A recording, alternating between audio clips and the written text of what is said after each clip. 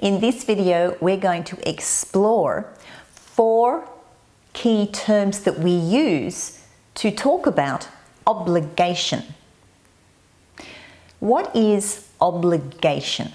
Well, obligation means something that you are on some level committed to. So you have an obligation to do something. So generally speaking, obligation is some level of commitment that you've promised, or somebody has promised a commitment. And it could be a moral obligation. It could be an emotional obligation. It might be a financial obligation. Could be a legal obligation. But it's some level of commitment. And of course, obligation is a noun.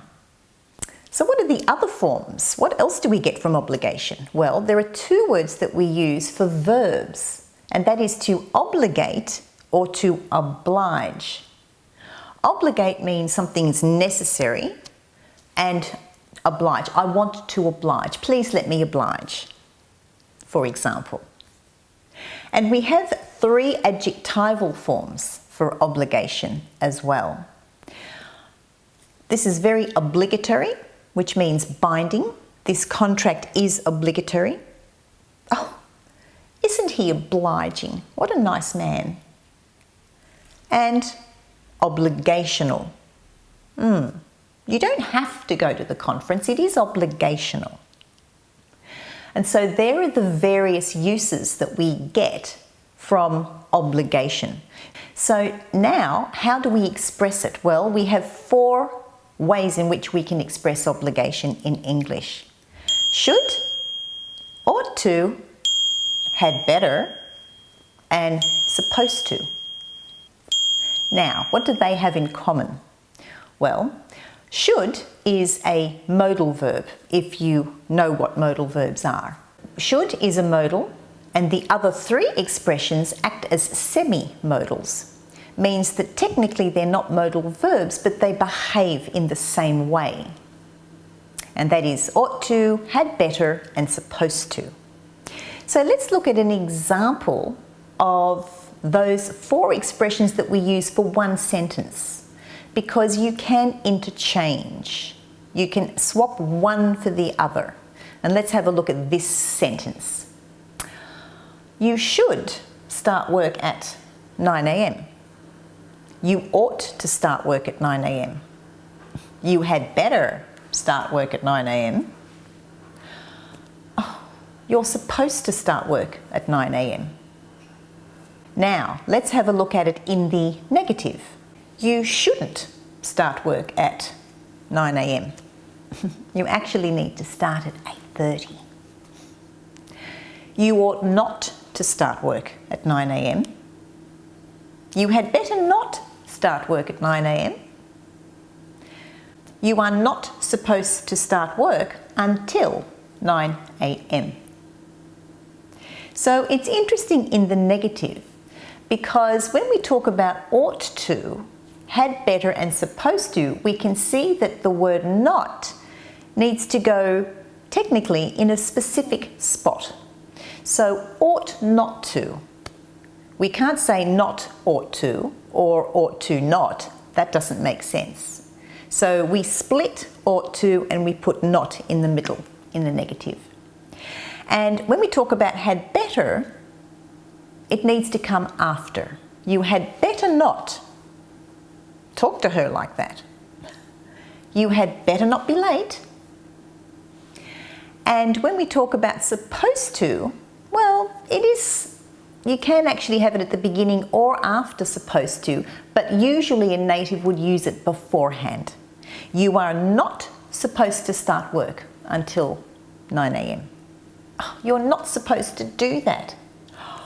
He isn't supposed to say that. So that's in the negative. Now, You'll notice with all of those examples that I've just given you for both positive and negative, we're talking about generally the present or the future tenses. We're talking about now or into the future, because of course we can use the simple present or the present continuous for the future. I fly out next week. That's using the simple for the future. And so in those examples I've given you, that's the time that we're looking at. But what if we want to express the past? Let's have a look at each example again, but changing it to the past tense. Because in those 4 terms, should, ought to, had better, and supposed to, the rules change slightly. You should have started at 9 a.m. What time is it? It's now 9:30. Right? She should have started at 9. You ought to have started at 9 a.m. You had better have started at 9 a.m. That doesn't sound right at all. We cannot say had better in the past, but we can with supposed to. You were supposed to have started at 9 a.m. and that's perfectly okay. If we look at these sentences, you'll see that in the past, we create the past by using any one of those expressions with have plus the past participle. We can use the past tense, obviously, to express should, ought to, and supposed to, but we cannot express the past tense with had better. Now let's have a look at the use of had better in a bit more detail. So when can we use had better? Well, obviously we can use it for obligation in certain examples. We also use it when we want to give advice. So obligation often refers to a recommendation or some sort of advice. When don't we use had better? Well, we don't use had better when we talk about the past, or if we're talking about statements that are fairly general. Let's have a look at some examples. Denise had better hurry if she wants to catch the 8 a.m. train. And here it's perfectly fine to use had better because that is a recommendation, a strong recommendation, because if she doesn't hurry, she'll miss the train. Example 2. If Timmy doesn't understand, he had better ask his teacher for help. Once again, that's a very strong recommendation because if he doesn't ask his teacher, he's not going to understand. It's going to affect his work. Example number 3. The products in this shop had better show price tags. No. In this instance, this is just a general statement. Yes, you could say it's advice, but it's not a strong recommendation or strong advice. It's just a general statement. So in this instance, we would say should. The products in this shop should show price tags. Or ought to. The products in this shop ought to show price tags. It's not a big deal if they don't. So we don't have to say had better. The laundry had better be hung out when it's sunny. And once again, this is again a general statement. You don't have to hang the laundry out when it's sunny. Yes, it's a good idea, but it's not really a necessity. Many people hang out laundry even when it's cloudy. So again, here we would say the laundry should be hung out when it's sunny. And lastly, you had better leave the keys on the table, then everyone knows where they are. Once again, this is just a general statement, so it's not a really strong recommendation. You should leave the keys on the table. Then everyone knows where they are. Now let's have a look at the expression supposed to. Obviously, we use it for obligation. We also use supposed to talk about perceived truth. So something that's generally true, but it's not necessarily set in stone, it's just a perceived truth. So let's have a look at a couple of examples. Eating too much is supposed to lead to obesity. Now that's a general truth. Yes, we can say supposed to. But can we say eating too much should lead to obesity? No, we can't say that. We can't use should in this example. Why? Well, it's not set in stone. It's a perceived truth. Yes, there is scientific evidence to say that obesity comes from eating too much. But if we say eating too much should lead to obesity, well, that's not necessarily true. Eating too much of what? Eating too much lettuce, eating too much salad, somebody eats too many carrots, doesn't necessarily lead to obesity. And there are people who are quite slim that do eat a lot. They do eat too much, but they're not fat. They're not obese. So we can't say that for sure. So in this instance, we need to use the term supposed to. And let's have a look at one more example.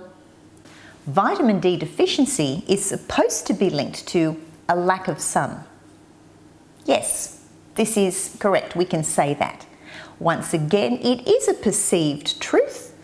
It is also evidence-based. It is a scientific fact. But can we say vitamin D deficiency should be linked to a lack of sun? No, we can't necessarily say that. Why? Because there are people who spend a lot of time in the sun and yet they still have a vitamin D deficiency. In fact, I have a personal friend of mine who is exactly like that. She is so brown. She lives in the sun. She's constantly sunbaking, going to the beach. She's as brown as a berry, as we say in English. But she has a vitamin D deficiency. So to summarise, let's just have a look at this quick summary. What do they all have in common? Well, we use should for the past and the present. We can use ought to for the past and the present. We use had better for the present but not the past.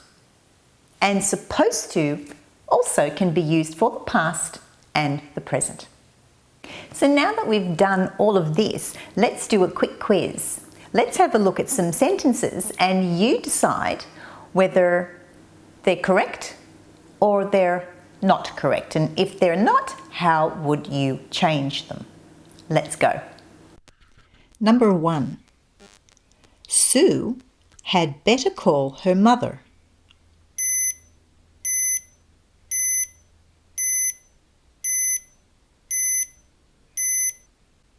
Did you say yes to had better or would you change it?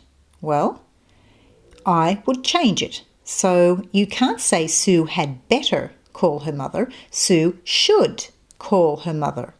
Why?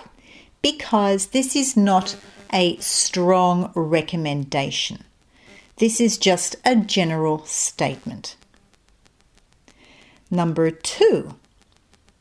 I think everyone had better be kind.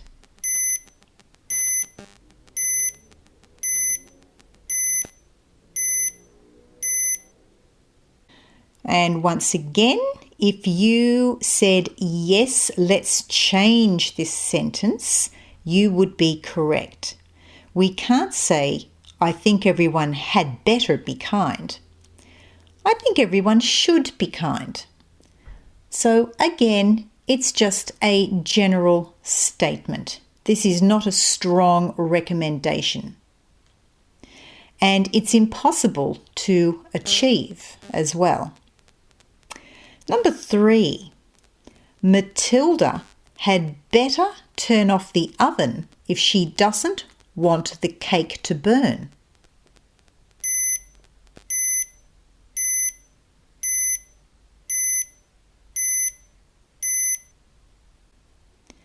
If you said correct, bingo! Perfect. We definitely would say Matilda had better turn off the oven. This is a strong recommendation because if the cake is in the oven and it's cooking, you absolutely have to keep your eye on the oven. If you let it stay on, you could very well burn the cake. Number 4, Peter had better get a window seat given there are few on the flight.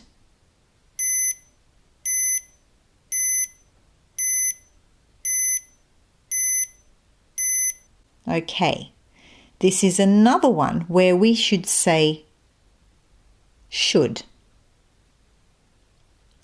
So again, in this sentence, we'd be better to say should. Peter had better get a window seat. Well, he can't order the window seat. Peter should get a window seat, given there are few people on the flight. So he managed to buy the ticket early. There aren't many people on this flight, therefore he should get a window seat. But you wouldn't say had better. Number 5, chopping onions should make you cry.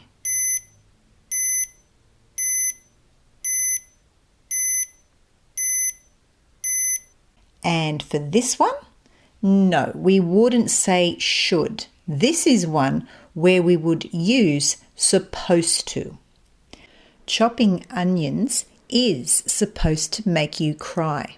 So it's a perceived truth. You can't say chopping onions should make you cry. Not everybody cries if they chop onions. And last sentence, here we go. Number 6, the team had better not be late for the meeting.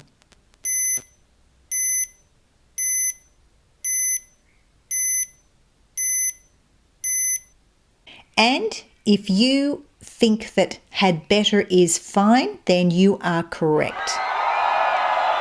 We definitely have to say the team had better not be late for the meeting. That is a very strong recommendation. If you found it useful, you know what to do. Hit subscribe and hit the bell. Thanks for watching. I'm Larissa. Bye for now.